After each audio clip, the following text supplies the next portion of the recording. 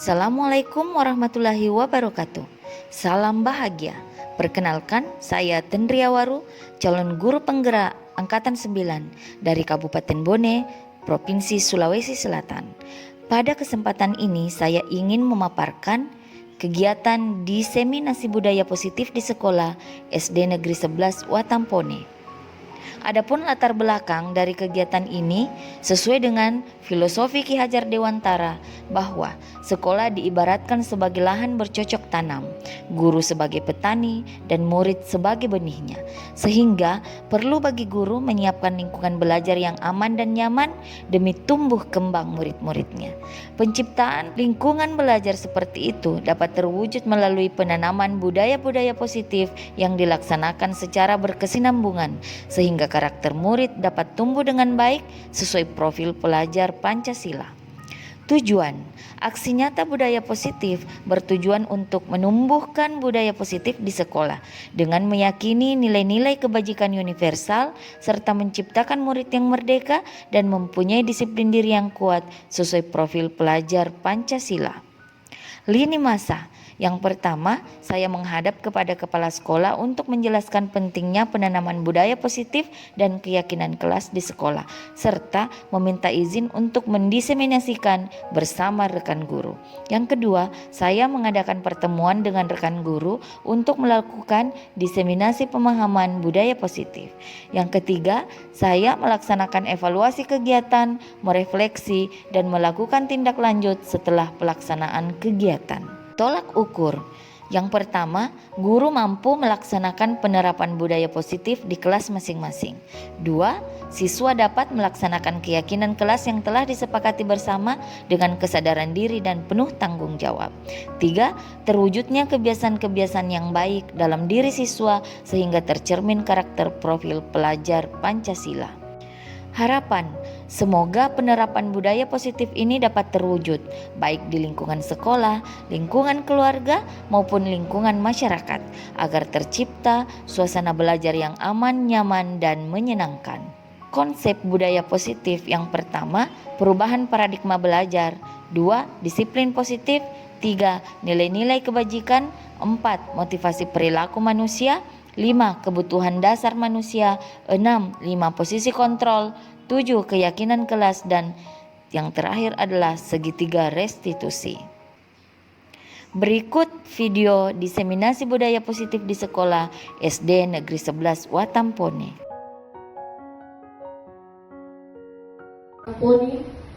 Yang saya hormati rekan tenaga pendidik dan kependidikan yang sempat hadir.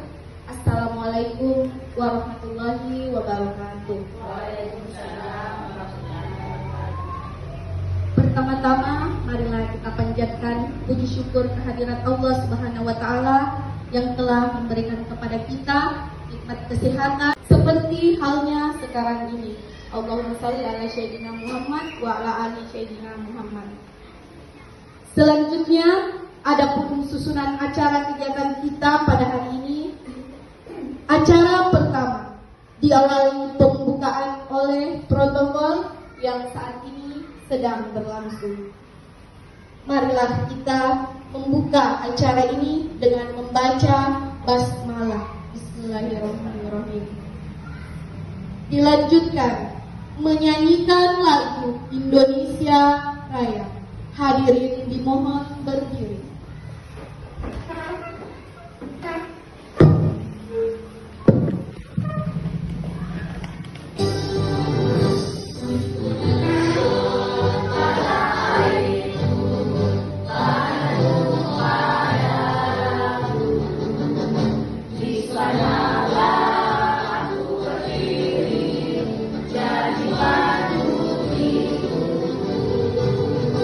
Indonesia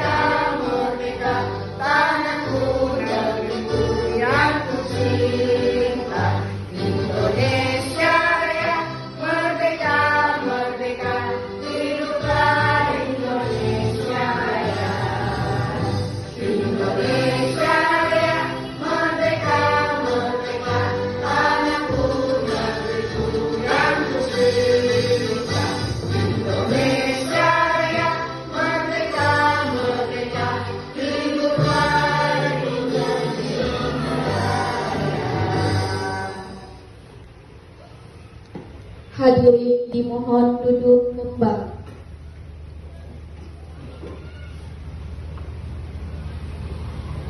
Selanjutnya, sambutan Ibu Kepala UPD SD Negeri 11 Wakampone kepada Ibu Ani Darmawati SPD MPD. Dengan hormat kami persilahkan.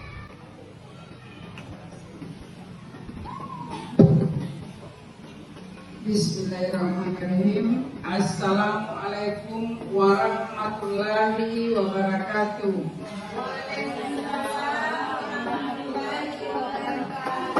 Kita ucapkan dua kali supaya kegiatan kita pada hari ini berberkah bagi kita semua. Assalamualaikum warahmatullahi wabarakatuh.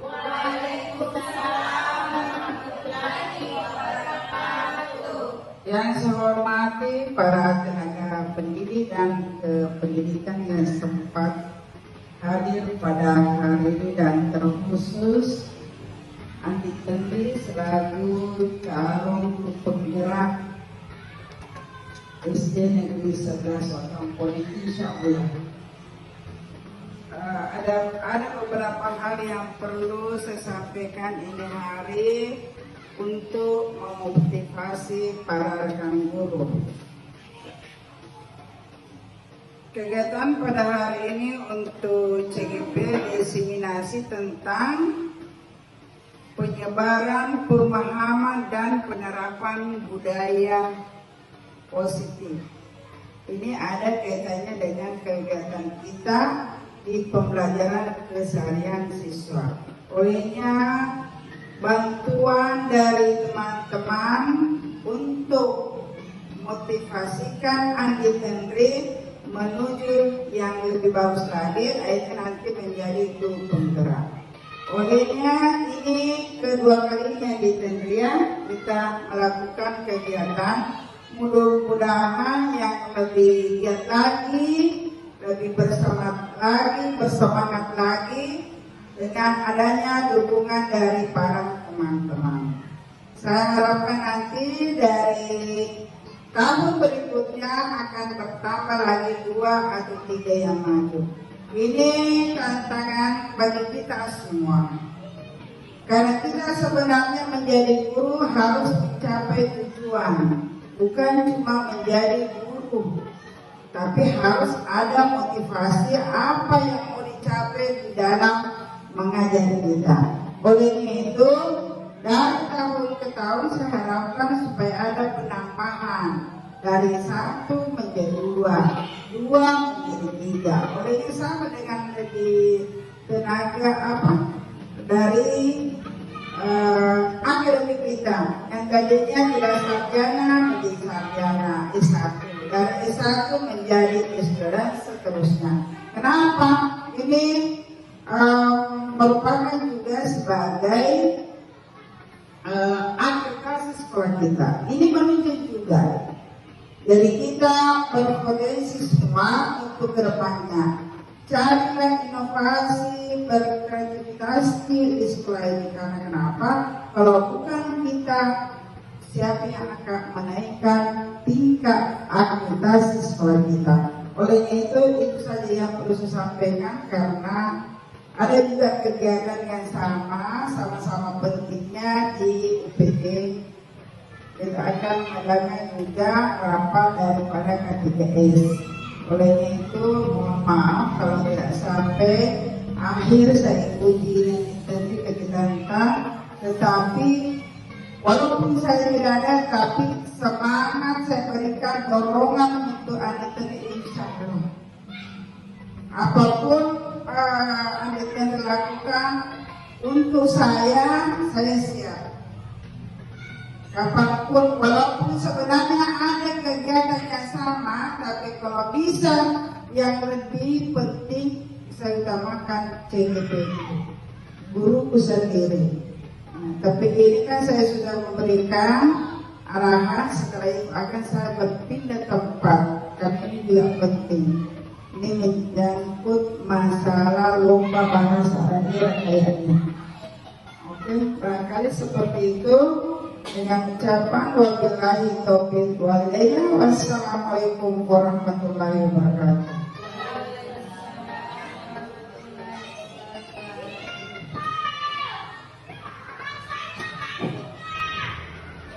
Selanjutnya acara keempat yaitu acara inti diseminasi budaya. Assalamualaikum warahmatullahi wabarakatuh. Waalaikumsalam warahmatullahi wabarakatuh. Yang terhormat Ibu Kepala UTT SD Negeri 11 Kota Pontianak, yang saya hormati rekan-rekan pendidik yang hari ini menyempatkan hadir dalam kegiatan ini.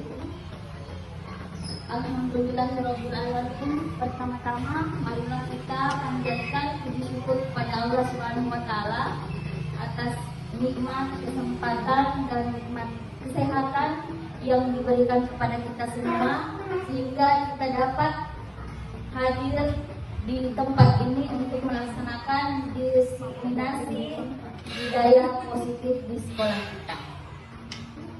Salam dan salawat kita kirimkan kepada Nabi besar Muhammad SAW, Nabi yang terakhir yang menjadi suri teladan bagi kita semua. Baik rekan-rekan, pada kesempatan ini saya akan menyebarkan pemahaman tentang budaya positif yang dilakukan di sekolah kita. Saya berdiri di sini bukan sebagai yang paling pintar, saya hanya ingin menyebar pemahaman. Jadi saya bukan ahlinya, bukan yang tahu segalanya. Jadi di sini kita bisa sama-sama berbagi. Nah, sebelum masuk ke materi, saya ingin mengajak teman-teman untuk bernyanyi dan bergerak bersama supaya lebih rileks. Ya, tidak ada ketegangan di antara kita, agar semua bisa melaksanakan kegiatan ini dengan bahagia. Setuju teman-teman? Silakan, mohon berdiri semua.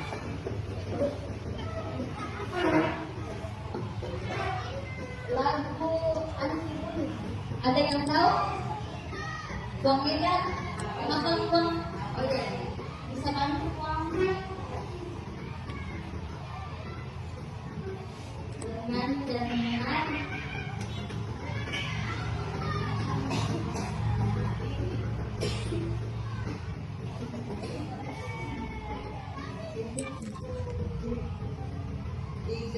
dua, satu.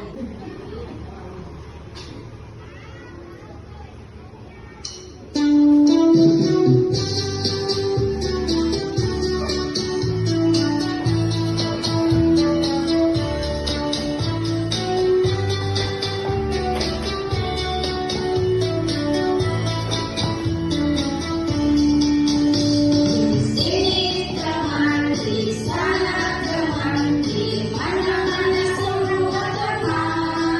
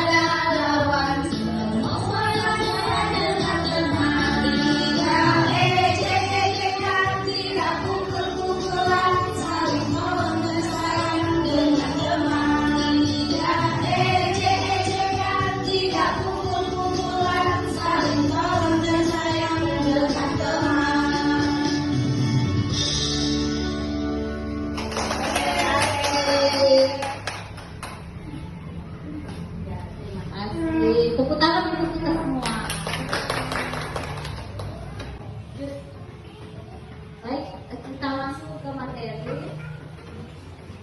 diseminasi budaya positif di sekolah SD Negeri 11 Kota Ambon. Nah, ini adalah pendahuluan. Pendahuluan di sini adalah sesuai dengan filosofi Ki Hajar Dewantara yang mengumpamakan sekolah sebagai ladang persembahyan bibit, bahwa agar bibit dapat tumbuh optimal, petani dapat memperbaiki kondisi tanah, memelihara bibit, memberi pupuk, mengairi, membasmi jamur dan ulat yang mengganggu di bibit tanaman. Adalah sebagai pendidik. Nah, pendidik di dalam filosofi Hajar Dewantara itu diibaratkan sebagai seorang apa? Seorang petani.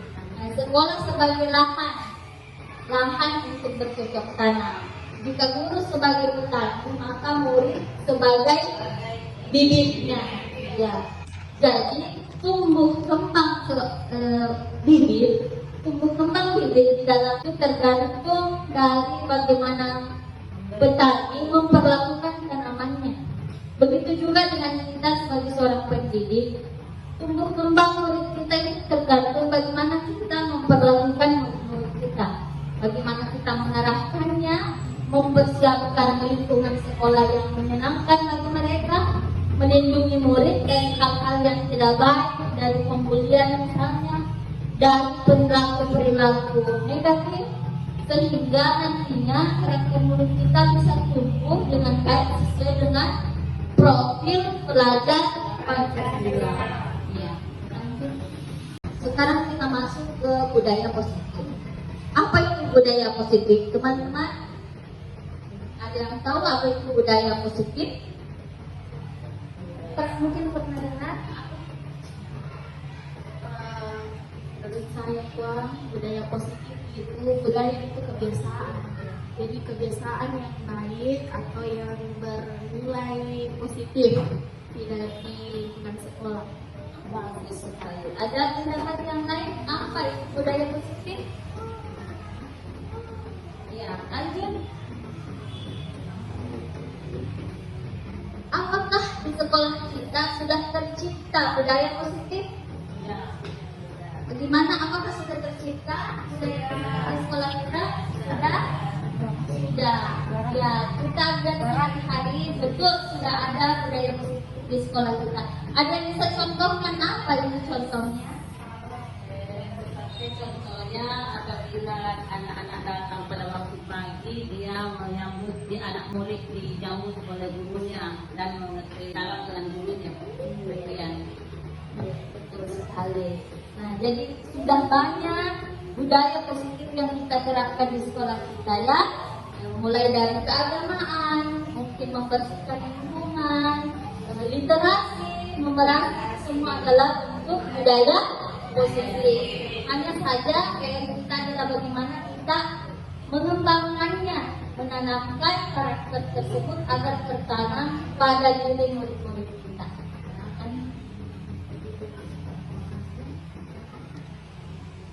Nah, budaya positif adalah perwujudan dari nilai-nilai kebajikan atau keyakinan universal yang diterapkan di sekolah. Selama ini mungkin kita sebagai guru merasa berkewajiban mengontrol perilaku siswa agar memiliki perilaku sesuai yang guru harapkan. Perwujudannya, guru sering memberi hukuman kepada siswa jika melakukan kesalahan dan memberikan penghargaan kepada siswa yang melakukan perbuatan baik.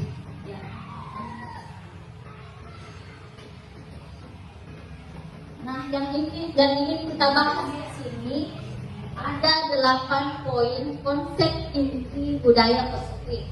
Yang pertama adalah perubahan paradigma belajar, kedua disiplin positif, ketiga nilai-nilai kebaikan, yang keempat motivasi perilaku manusia, 6 kebutuhan dasar manusia, kemudian ada 5 posisi kontrol, 7 keyakinan kelas, dan yang terakhir adalah segitiga restitusi. Jadi mohon teman-teman disiapkan waktunya untuk duduk lama-lama karena cukup padat materinya memang budaya tersebut. Lanjut. Ya, materi yang pertama adalah pembelajaran dengan paradigma baru. Pembelajaran paradigma baru merupakan pembelajaran yang dirancang berdasarkan prinsip pembelajaran berdiferensiasi. Nah, ini yang digalakkan dalam pendidikan guru penggerak, bahwa yang baru sesuai dengan teori psikologi modern untuk mewujudkan profil pelajar Pancasila. Nah, ini adalah games untuk perubahan paradigma. Gamesnya di sini kita antara teman berpasangan, silahkan cari pasangannya. Ada A dan ada B. Siapa yang jadi A, siapa jadi B. Yang tidak pernah ngaji. Pasangan dengan temannya. Enggak, pokoknya jangan ngaji. Ayo cari pasangannya. Pasangan di sini bukan pasangan di luar. Ya.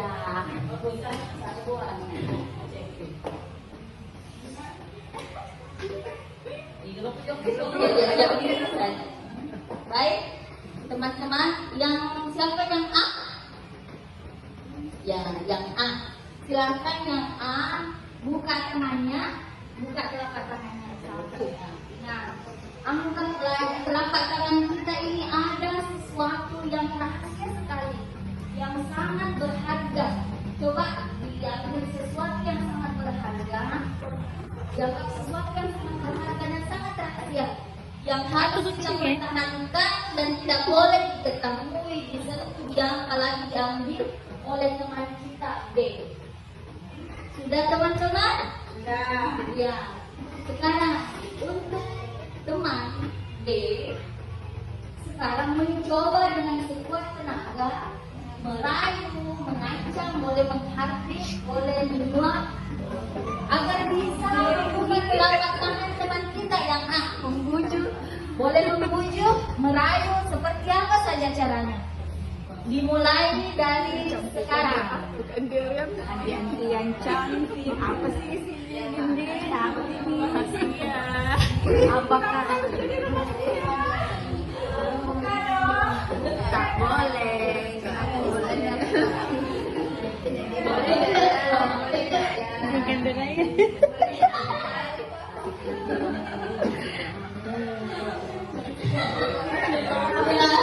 Tidak boleh rahasia. Terima kasih, tepuk tangan untuk semua.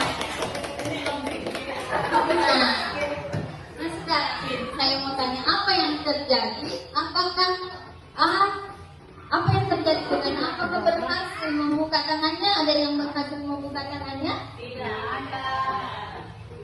Tidak ada. Kalau B, apakah ada yang berhasil membujuk? Tidak ada. Tidak ada juga. Nah, di sini kita bisa belajar bahwa yang bisa mengontrol seseorang itu adalah dirinya sendiri. Ya. Jadi setiap orang meskipun dibujuk, diancam, dihardik, dia tidak akan bisa berubah kalau bukan dia yang ingin berubah sendiri. Jika perubahan itu tidak muncul dari dalam dirinya sendiri, maka dia tidak akan berubah. Seperti itu juga dengan kita sebagai seorang pendidik. Jika kita mengancam misalnya, menghukum, memberi penghargaan, merayu seorang anak, jika memang bukan tertanam di dalam diri anak itu sendiri, maka dia tidak akan bisa berubah. Mungkin bisa berubah, tapi perubahan itu hanya sementara atau tidak berjangka panjang. Mungkin hanya takut di depan kita saja. Tapi jika kita tidak ada, maka anak tersebut akan melakukan hal. Jadi seperti miskonsepsi tentang teori kontrol. Jadi kita bisa mengontrol murid itu ternyata hanya sebuah ilusi. Kita bisa memberi penguatan positif, efektif dan bermanfaat, itu juga adalah ilusi. Itu cuma khayalan kita, bahwa kita dengan membuat siswa merasa bersalah, bisa menguatkan karakternya itu juga adalah ilusi. Begitu juga dengan kita yang merasa sebagai orang dewasa berhak memaksa murid untuk melakukan sesuatu, itu juga merupakan ilusi. Karena murid tidak bisa berubah jika hanya karena kontrol seorang guru.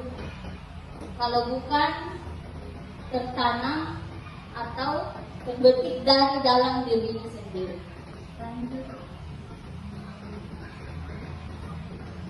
Selanjutnya adalah disiplin positif. Jadi apa itu disiplin positif? Apa itu teman-teman disiplin positif? Ada yang tahu? Arti belajar Disiplin positif itu contohnya tepat waktu dalam melakukan sesuatu di sekolah ataupun di lingkungan. Ada contoh yang lain? Disiplin itu pula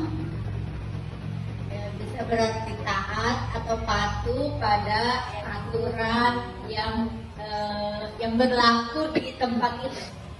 Bagus sekali. Bagus sekali, tepuk tangan. Kamu keren. Kamu keren. Saya keren. Semua keren. Yes. Terima kasih. Keren tuh. Dikatakan oleh teman-teman. Jadi disiplin itu berasal dari kata disiplina. Ini adalah bahasa Latin yang artinya belajar. Lanjut. Disiplin positif merupakan salah satu cara penerapan disiplin yang bertujuan untuk menumbuhkan kesadaran serta memberdayakan peserta didik tanpa imbalan penghargaan, ancaman, atau hukuman. Jadi sebagai pendidik, tujuan kita adalah menciptakan peserta didik yang memiliki disiplin diri, sehingga mereka bisa berperilaku mengacu pada nilai-nilai kebajikan universal dan memilih motivasi intrinsik dalam perubahan perilaku ke arah yang lebih baik. Nah, selanjutnya adalah nilai-nilai kebajikan. Apa itu nilai-nilai kebajikan? Nilai-nilai kebajikan itu adalah nilai-nilai positif yang disepakati bersama, lepas dari suku bangsa, agama, bahasa, maupun latar belakangnya. Jadi nilai positif itu yang berlaku di dalam masyarakat, juga di dalam sebuah institusi atau organisasi. Biasanya itu ada nilai-nilai kebajikan yang dipegang. Misalnya di sekolah kita yang selalu digaung-gaungkan adalah profil pelajar Pancasila. Di dalam profil pelajar Pancasila itu ada nilai-nilai kebajikan yang harus ditanamkan kepada anak didik kita. Mungkin teman-teman tahu apa itu? Yang pertama, beriman dan bertakwa, berakhlak mulia. Apa yang kedua? Berkebinekaan global. Yang ketiga, gotong royong. Kemudian mandiri, kreatif, dan bernegara. Nah, itu nilai kebajikan yang ditanamkan di sekolah kita. Kemudian ada lagi nilai kebajikan yang lain yang berlaku di masyarakat seperti toleransi, integritas, mandiri, percaya diri, dan lain sebagainya. Bisa teman-teman lihat di depan. Ini adalah nilai-nilai kebajikan. Lanjut. Nah, motivasi perilaku manusia. Saya mau tanya dulu teman-teman, apa biasanya yang memotivasi kita untuk melakukan sesuatu? Biasanya kita, misalnya guru, datang ke sekolah tepat waktu. Apa yang memotivasi kita melakukan itu? Ada yang bisa ungkapkan pendapatnya? Kenapa kita mau datang tepat waktu? Biasanya karena apa? mencapai sesuatu yang kita cita-citakan. Jadi yang disampaikan oleh Wang Singkul tadi itu adalah termasuk nilai intrinsik atau motivasi intrinsik yang berasal dari dalam dirinya. Ada yang lain mungkin Motivasi cinta karena pekerjaan anak-anak. Iya, bagus sekali, Masya Allah. Nah, itu juga termasuk motivasi dari dalam diri kita. Karena ingin menghargai dirinya, ingin menanamkan nilai positif di dalam dirinya. Nah, ada juga biasanya misalnya datang tepat waktu karena takut kepala sekolah melihat. Itu juga kadang ada yang seperti itu. Ya, itu manusiawi ya. Tidak apa-apa. Nah, ini artinya motivasi untuk menghindari ketidaknyamanan atau hukuman. Lanjut. Nah, ada juga motivasi perilaku manusia karena mau pujian, mau penghargaan dari orang lain, mau dipuji, mau dapat imbalan. Nah, kedua ini adalah disebut motivasi ekstrinsik atau motivasi dari luar. Motivasi dari luar diri, dapat imbalan atau hukuman itu adalah motivasi dari luar diri. Dan ini tidak akan tertanam karakternya pada kita atau kepada anak-anak. Karena hanya dilakukan karena takut hukuman, hanya dilakukan karena menginginkan penghargaan. Lanjut.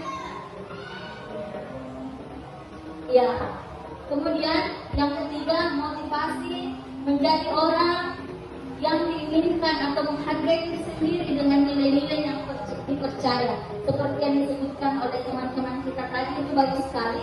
Itu adalah termasuk motivasi intrinsik yang nantinya akan bertahan terus seumur hidup sampai mati pun.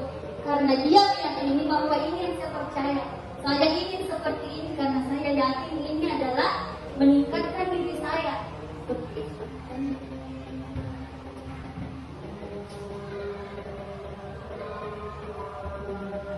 Nah, berikutnya adalah ada yang disebut sebagai hukuman, konsekuensi, dan restitusi. Ini biasa kita lakukan sebagai pendidik di sekolah. Yang disebut sebagai hukuman itu adalah yang biasanya kita lakukan kepada murid ketika melakukan pelanggaran. Kemudian tiba-tiba kita katakan, kamu melanggar, kamu saya hukum seperti ini tiba-tiba. Itu namanya hukuman. Kemudian hukuman itu tidak melibatkan murid atau satu arah saja. Jadi tidak ada persetujuan dengan murid bahwa kalau kamu melanggar seperti ini maka sanksinya seperti ini. Jadi semua hanya karena keinginan guru sendiri, bukan karena disepakati oleh murid. Kemudian konsekuensi. Konsekuensi itu adalah sesuatu yang dilakukan murid dan guru karena melakukan misalnya pelanggaran, tapi disepakati sebelumnya bahwa misalnya guru olahraga memberikan konsekuensi kepada murid. Jika besok kamu terlambat 5 menit, maka akan lari keliling lapangan 5 kali. Itu adalah contoh konsekuensi karena sudah disepakati. Jadi bukan disepakati. Tapi konsekuensi ini tetap membuat murid tidak merasa nyaman karena mungkin bisa malu dengan teman-temannya atau mungkin bisa kesal kepada gurunya. Kemudian yang terakhir adalah restitusi. Nah, restitusi inilah yang dianjurkan kepada kita semua guru untuk diterapkan di sekolah, di mana pada menghadapi murid yang melanggar atau melakukan kesalahan, kita bisa mengajak berdialog. Menanyakan kenapa melakukan pelanggaran tersebut, karena tentu siswa memiliki alasan mengapa bisa seperti itu. Kemudian kita bisa berkolaborasi dengan murid, berdiskusi, memberikan keluasan kepada mereka untuk mencari sendiri apa solusi dari permasalahannya dan bagaimana cara dia memperbaiki kesalahan. Nah, ini adalah contoh-contoh hukuman dan konsekuensi. Yang pertama, jangan mencatat 10 halaman buku karena terlambat upacara. Menurut teman-teman ini hukuman atau konsekuensi? Hukuman. Lanjut, lari keliling lapangan 10 kali karena tidak memakai masker. Ini hukuman atau konsekuensi? Hukuman katanya. Menggantikan tugas kertas teman yang telah dicoret-coret. Hukuman atau konsekuensi? Konsekuensi. Konsekuensi. Kalau membersihkan tumpahan air di atas meja karena gelas tersenggol pada saat belajar, itu apa? Konsekuensi. Kalau disuruh tidak mengenakan sepatu saja karena tidak mengenakan sepatu hitam, itu termasuk apa? Hukuman. Nah, sekarang kita lihat jawabannya. Ya, jadi ternyata semua jawaban teman-teman benar. Bukan hebat ya. Lanjut. Nah, ini adalah filosofi dari Ki Hajar Dewantara yang mengatakan bahwa pemberian penghargaan sejatinya adalah hukuman. Ya, jadi kita memberikan penghargaan itu bisa menjadi sebagai hukuman. Kenapa? Ini adalah hasil penelitian.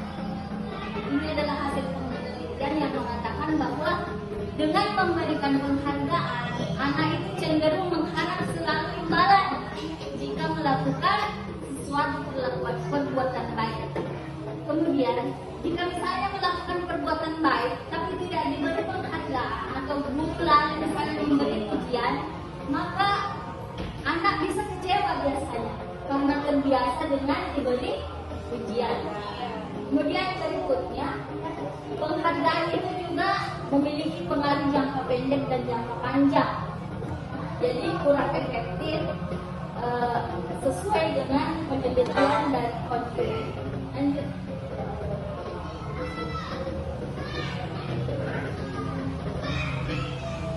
Selanjutnya adalah keyakinan kelas.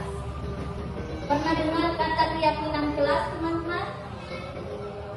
Belum pernah. Jadi ini adalah yang kami dapatkan dalam pendidikan guru penggerak, bahwa di sekolah itu kita bisa membuat yang namanya keyakinan. Ada namanya keyakinan sekolah, ada juga yang disebut keyakinan kelas. Keyakinan kelas itu bisa berdasar dari peraturan sekolah. Jadi dari peraturan sekolah kita bisa menyusun sebuah keyakinan kelas atau peraturan kelas. Dari peraturan kelas itu kita bisa menciptakan keyakinan kelas. Dan dari keyakinan kelas maka akan tumbuh lingkungan positif di sekolah itu.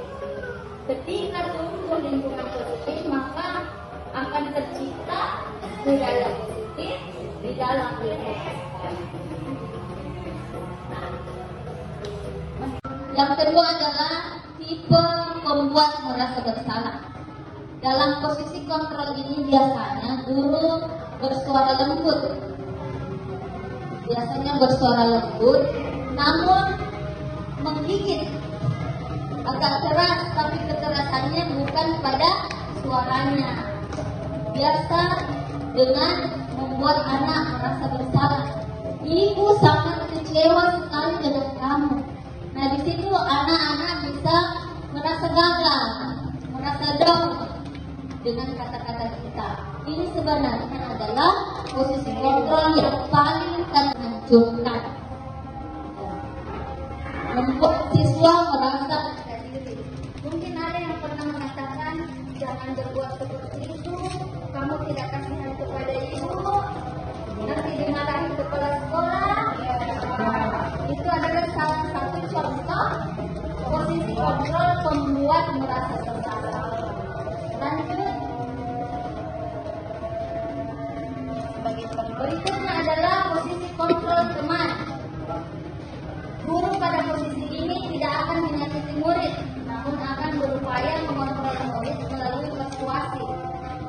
Cuman pada guru bisa negatif, bisa juga positif. Jadi ada positifnya dan ada negatifnya. Positifnya itu guru dengan murid bisa lebih dekat, ya bisa saling bercerita. Kemudian dampak negatifnya membuat murid menjadi ketergantungan kepada guru tersebut. Kemudian mungkin di lain waktu ketika diperintahkan sesuatu oleh guru yang lain, maka anak ini tidak mendengarkan. Yang didengarkan hanya guru yang dekat saja. Apakah seperti itu teman-teman biasanya? Iya. Lanjut.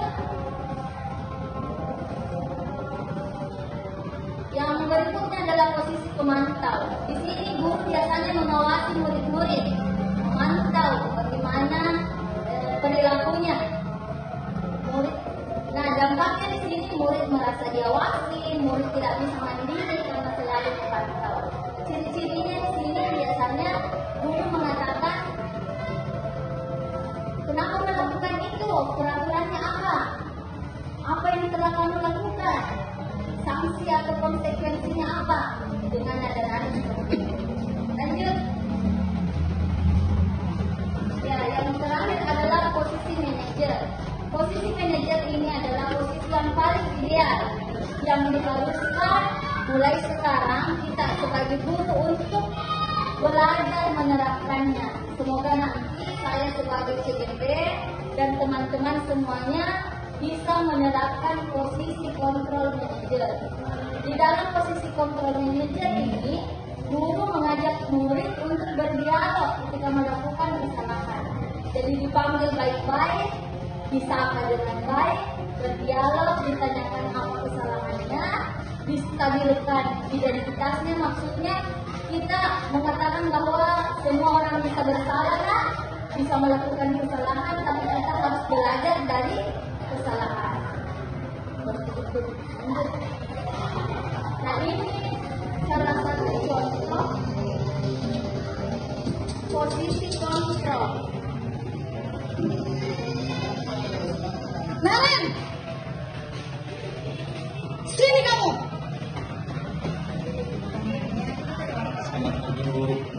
Selalu terlambat. Kamu deh pasti terlambat. Waktu saya Apa? Apa coba? Alasan kamu apa lagi? Kapan sih kamu tidak terlambat? Malas sekali ya kamu jadi anak. saya Dasar pemalas. Gak kapok-kapok sih kamu. Sudah berapa kali terlambat? Sana, kamu keliling lapangan basket 2 kali. kenapa saya harus ke lapangan basket, Bu? Kenapa? Kamu melawan ibu. Berani-beraninya jawab.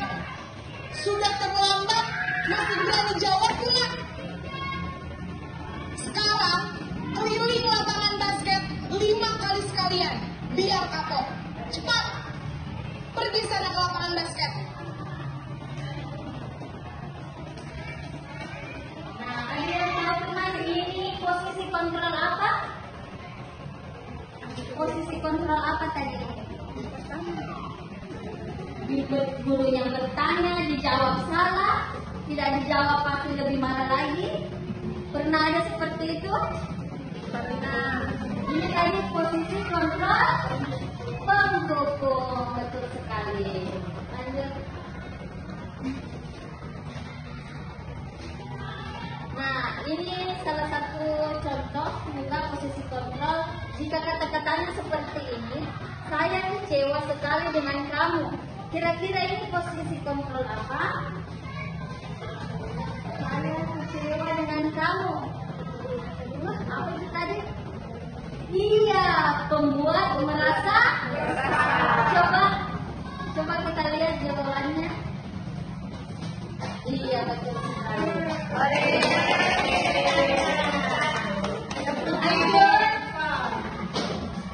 Lanjut.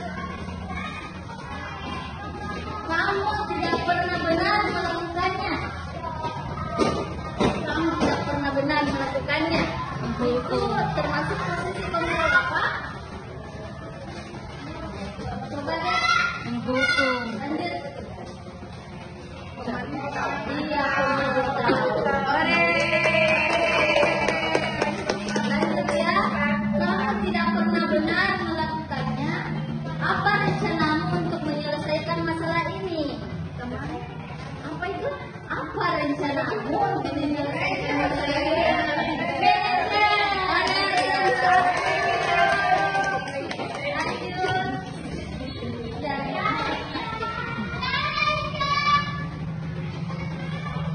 Kamu tidak pernah mendapatkan nilai jika tidak mengerjakan tugas.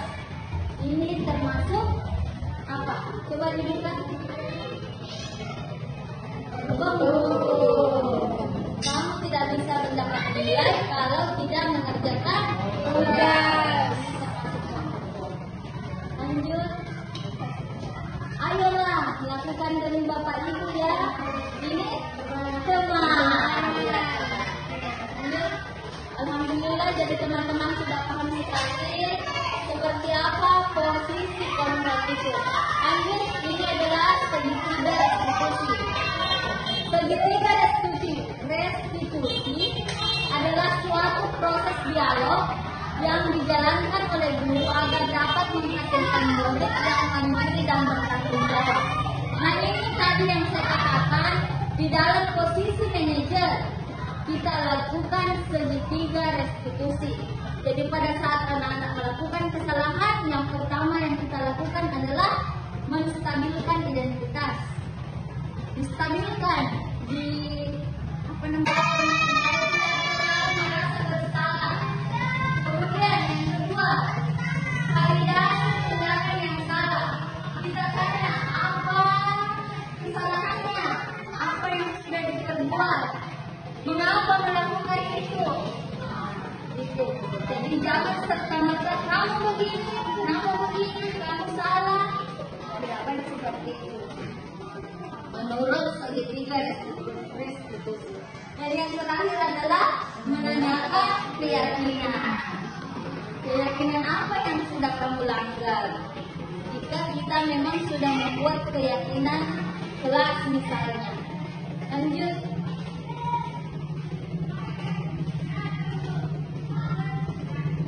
Itu tadi yang saya katakan bahwa yang pertama dalam posisi manajer kita melakukan segitiga restitusi dengan menstabilkan identitas. Ini adalah kata-kata yang bisa kita gunakan pada saat menstabilkan identitas murid. Berbuat salah itu wajar, tidak ada manusia yang sempurna. Ibu bapak juga pernah melakukan itu, kita bisa berkata seperti itu. Lanjut. Kemudian yang kedua adalah validasi tindakan yang salah. Kita bisa mengatakan kamu pasti punya alasan mengapa melakukan hal itu. Padahal kamu bisa melakukan yang lebih buruk dari ini. Tapi untung saja kamu tidak melakukan. Kita bisa mengatakan. Lanjut. Kemudian yang terakhir adalah menanyakan keyakinan. Menanyakan kepada anak bahwa nilai apa yang sudah dia langgar. Nilai-nilai apa yang telah disepakati itu yang sudah dia langgar.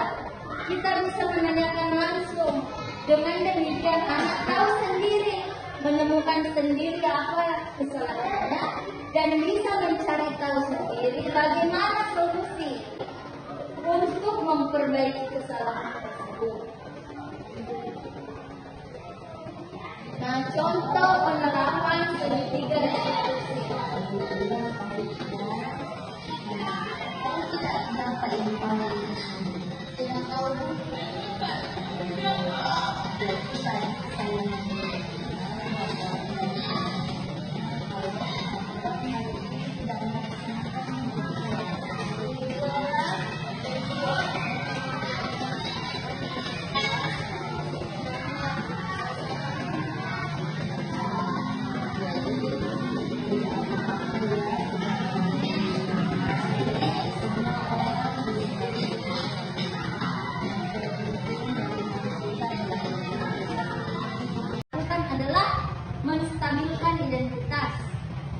distabilkan di parewas semangat, nah gitu sih ya, parewas semangat supaya tidak terlalu merasa bersalah.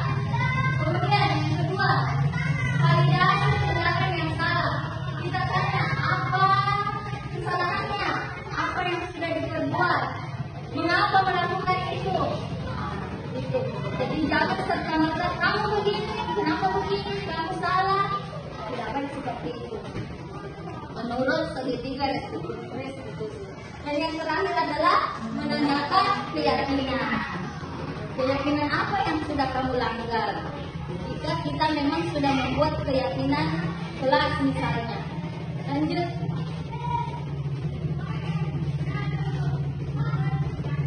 Itu tadi yang saya katakan bahwa yang pertama dalam posisi manajer kita melakukan segitiga restitusi dengan menstabilkan identitas. Ini adalah kata-kata yang bisa kita gunakan pada saat menstabilkan identitas murid. Berbuat salah itu wajar, tidak ada manusia yang sempurna. Ibu bapak juga pernah melakukan itu, kita bisa berkata seperti itu. Lanjut. Kemudian yang kedua adalah validasi tindakan yang salah. Kita bisa mengatakan kamu pasti punya alasan mengapa melakukan hal itu. Padahal kamu bisa melakukan yang lebih buruk dari ini. Tapi untung saja kamu tidak melakukan.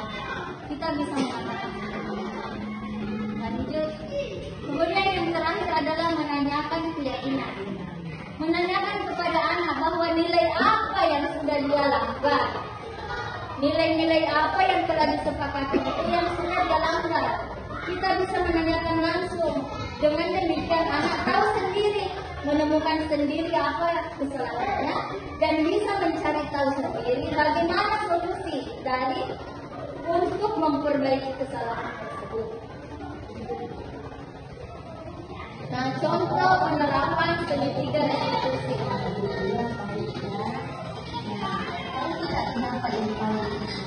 Sudah tahu?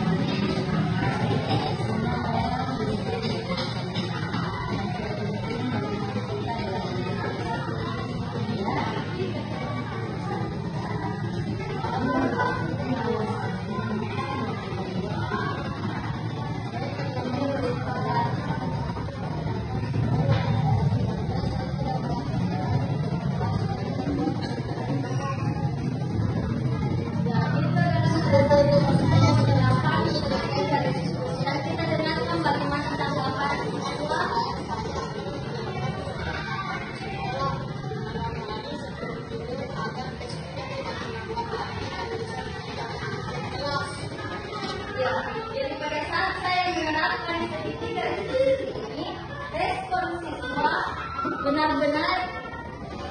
benar-benar sangat baik karena katanya senang diajak berdiskusi, tidak langsung dimarahi dan bisa mencari solusi dari kesalahan yang telah dilakukan. Jadi seperti itu. Nanti mungkin teman-teman bisa memperhatikan budaya positif ini di kelas masing-masing. Nah, saya pernah membentuk keyakinan kelas di kelas 6 ini. Untuk membentuk sebuah keyakinan kelas itu kata-katanya harus singkat, mudah dihafal oleh anak-anak, jadi tidak terlalu banyak, bersifat abstrak, berupa pernyataan universal, dan dibuat dalam pernyataan positif. Yang mana yang disebut pernyataan positif misalnya kita minta anak-anak untuk menyebutkan kira-kira mau peraturan apa yang ada di kelasnya, keyakinan apa yang mau dibentuk di kelasnya. Jika ada anak yang menuliskan misalnya tidak terlambat ke sekolah, itu bisa kita ganti kalimatnya menjadi iya, datang tepat waktu.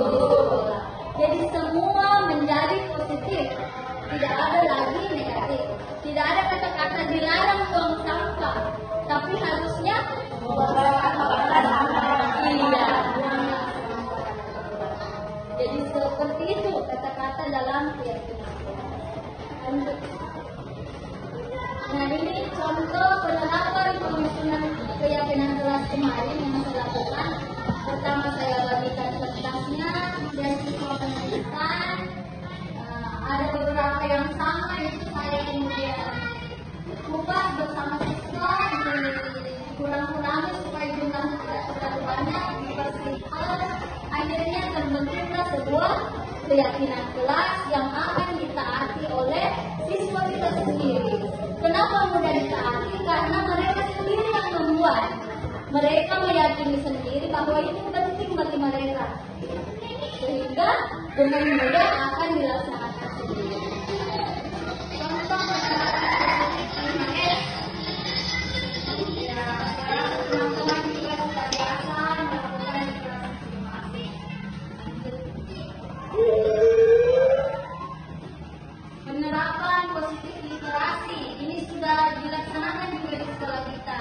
Tinggal bagaimana kita mengembangkan terus supaya tertanam betul di dalam pikiran anak kita. Ini adalah salah satu contoh penerapan budaya Indonesia. Kemudian murid, kebiasaan keagamaan, semoga nanti sudah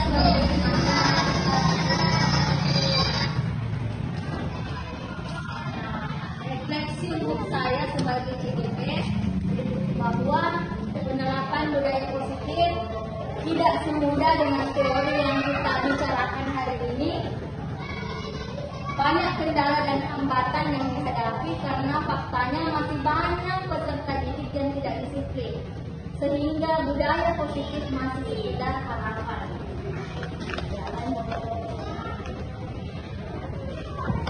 Nah, adapun rencana perbaikannya itu, saya ingin mengajak teman-teman semuanya untuk bersama-sama berkolaborasi melakukan penerapan budaya positif yang nantinya kita bisa bahu membahu dimulai dari diri kita sendiri. Jadi mungkin yang sering-sering terlambat, mulai dari diri sendiri untuk tidak terlambat, seperti yang berbicara. Selanjutnya nanti ditularkan ke murid kita budaya positif tersebut, untuk kita tularkan ke murid kita sehingga nanti dapat tercipta karakter sesuai dengan profil pelajar yang kita. Ya baik teman-teman, saya kira itu yang bisa saya sampaikan pada hari ini. Terima kasih atas semua waktunya, perhatiannya dan partisipasinya. Semoga Allah merahmati semuanya, membalas dengan kebaikan-kebaikan. Amin. Kurang dan lebihnya mohon dimaafkan. Wabillahi taufiq wal hidayah. Wassalamualaikum warahmatullahi wabarakatuh. Waalaikumsalam.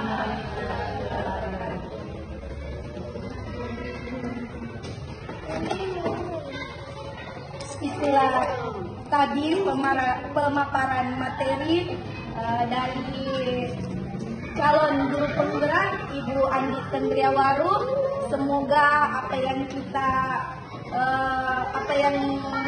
sudah kita dengarkan bersama-sama dapat kita terapkan di kemudian hari. Selanjutnya pembacaan doa oleh Ibu Andi Arianti SPD dengan hormat kami persilahkan.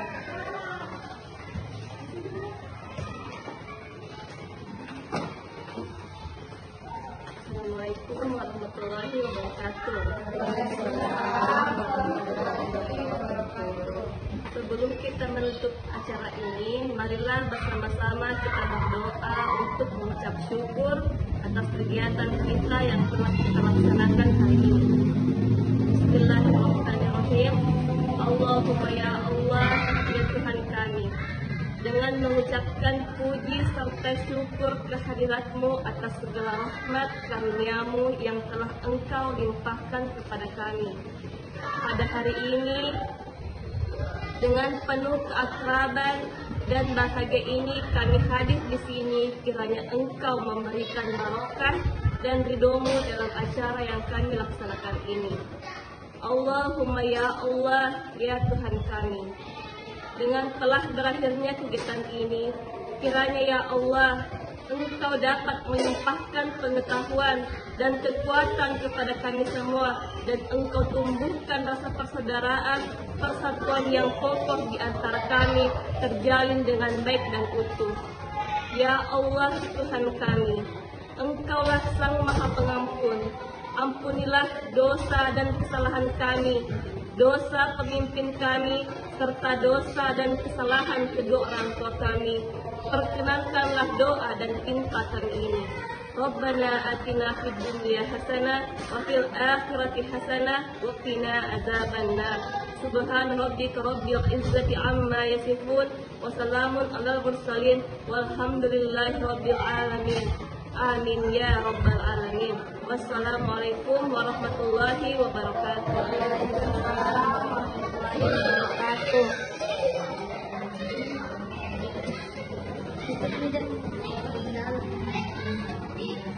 Selanjutnya penutup dan istirahat. Dengan berakhirnya seluruh rangkaian kegiatan pada hari ini, marilah kita tutup acara kita pada hari ini dengan mengucapkan hamdala. Alhamdulillahirobbilalamin. Semoga kegiatan kita yang kita laksanakan pada hari ini dapat berberkah. Mohon maaf atas segala kesalahan dan kehilafan. Lebih dan kurangnya mohon dimaafkan. Wabillahi taufiq wal hidayah. Wassalamualaikum warahmatullahi wabarakatuh.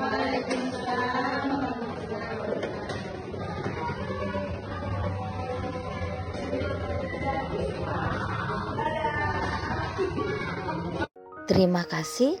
Wassalamualaikum warahmatullahi wabarakatuh.